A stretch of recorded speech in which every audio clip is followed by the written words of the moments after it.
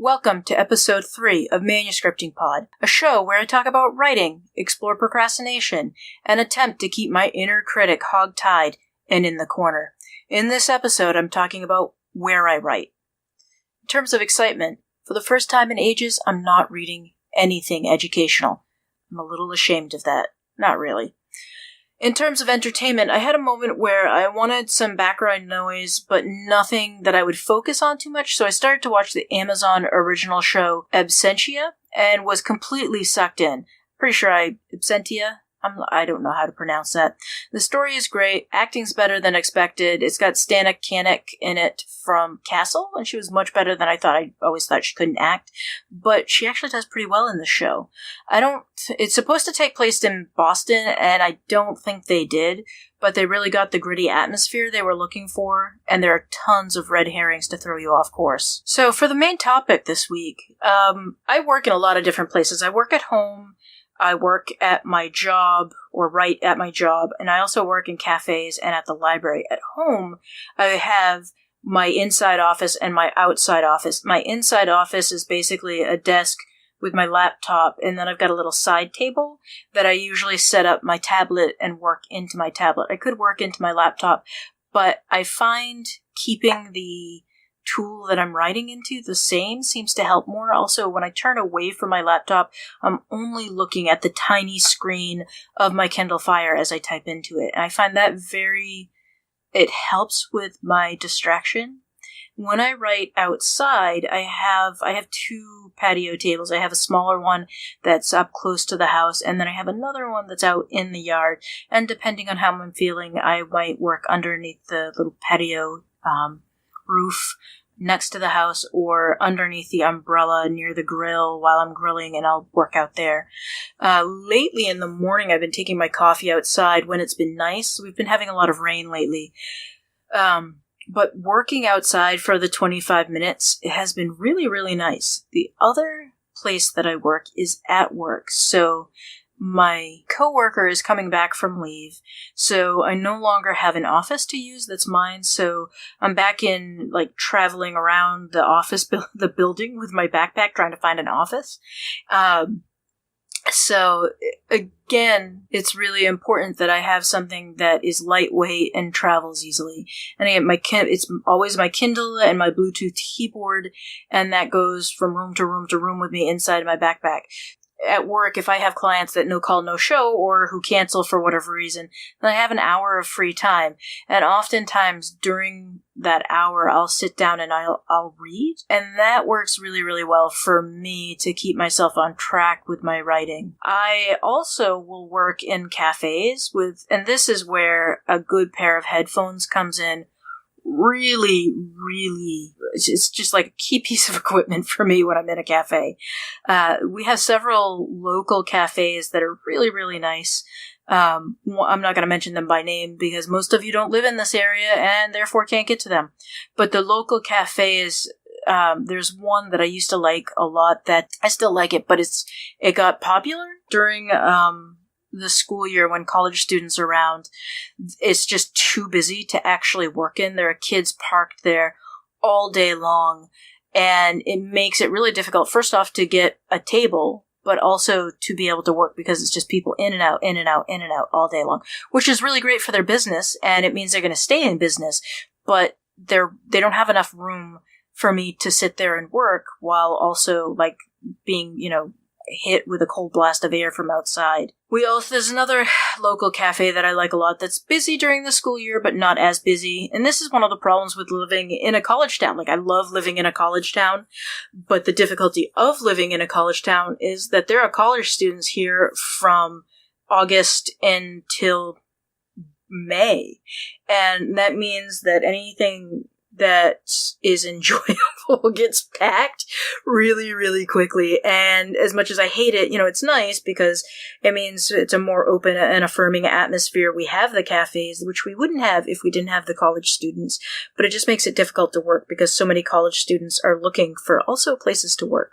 The other option are the chains, like Starbucks and Dunkin' Donuts and some of the smaller local chains, which are usually a little busier, but I will work in a Starbucks, and it's often busy with the college students because they go there for the name, but it's a little further away from the center of town and the college, so we don't get quite as many college students in our Starbucks. We have 2 locations in the city, and so that's always a valid place to work. Dunkin' Donuts is also, they have free Wi-Fi. Dunkin' Donuts and McDonald's both have free Wi-Fi in the area, as does our Burger King. You could sit there and drink fountain soda or whatever all day long and work there for free. So it's not so much, I feel less bad at the chains taking up a seat, whereas when I'm at like one of the local places, I feel bad about taking up a seat. And so the key for working in any cafe is that you are buying stuff and tipping better, because you're not allowing that seat to turn over, because most wait staff make their money from tips. And so I always, tip by the half hour or hour that I'm there, and think in terms of like, well, I need to make sure that they're making money. Now, the 2 local places that I go to, they don't have wait staff there. They have just the baristas behind the counter. But even still, I like to tip a little better when I pick up my coffee and go to the table than if I were just buying the coffee to go. The other place that I really like to work in my area is the library. Our library has a number of really nice places to sit down, a lot of really nice tables.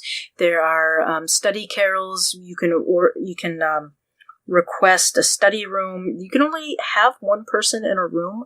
I'm assuming shenanigans occurred in the library, and that's why you're not allowed to have more than 1 person in a room.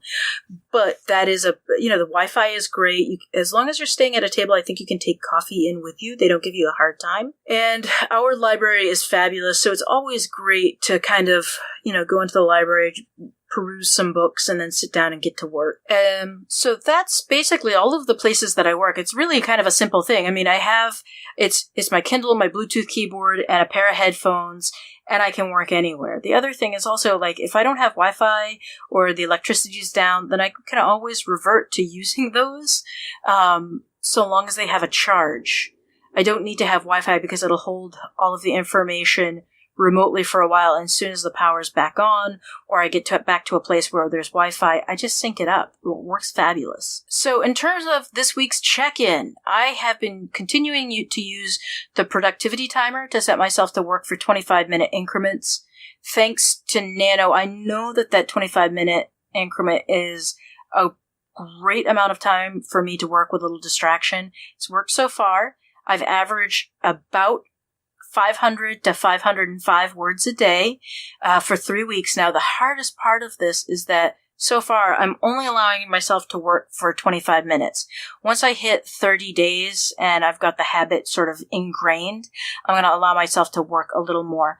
There have been several times where I've wanted to continue to write, and the only time I let myself write extra is on Saturdays and Sundays.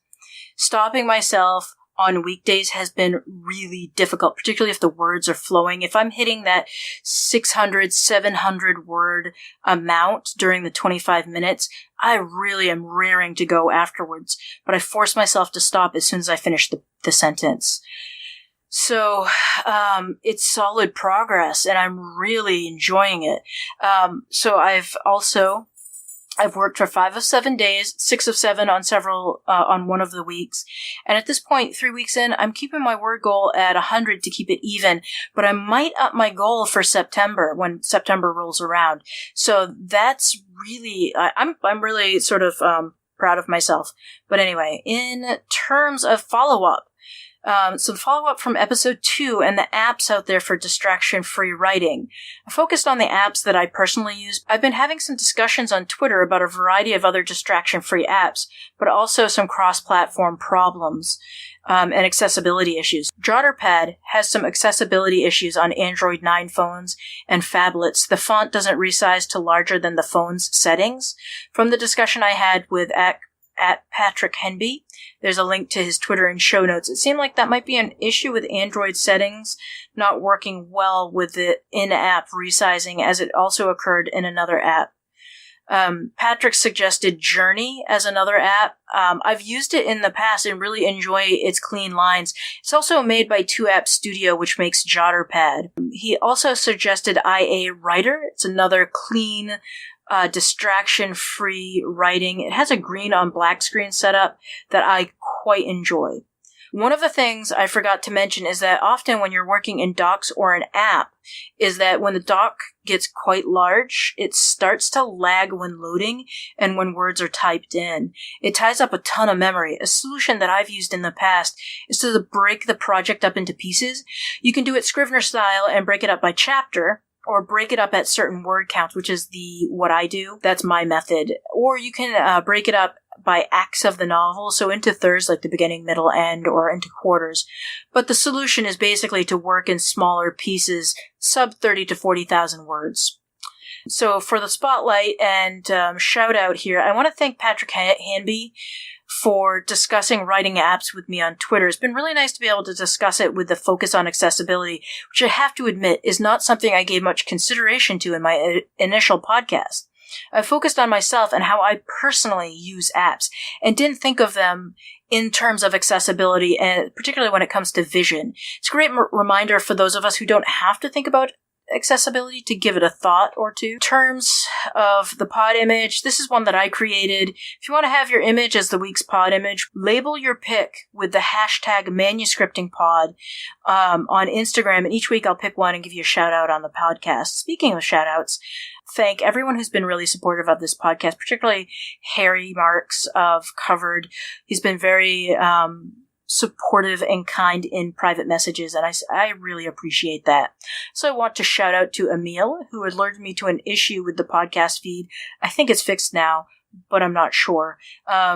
The podcast is in the queue for validation as of this recording.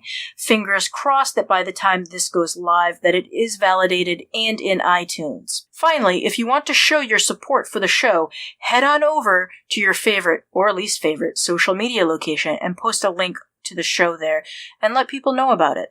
You can also review it on your favorite podcaster or podcatcher, whatever you want to call it. And feel free to find me on social media at Original LC Harper on most locations. You can find the site over at manuscriptingpod.com. All links to social media are in the show notes, little links and then show notes. Everything that I've mentioned, if it's something that can be linked, obviously I can't link my backyard, is linked in show notes. Thanks for listening. If you have any feedback, feel free to hit me up on Twitter. That is the best location. Thanks for listening.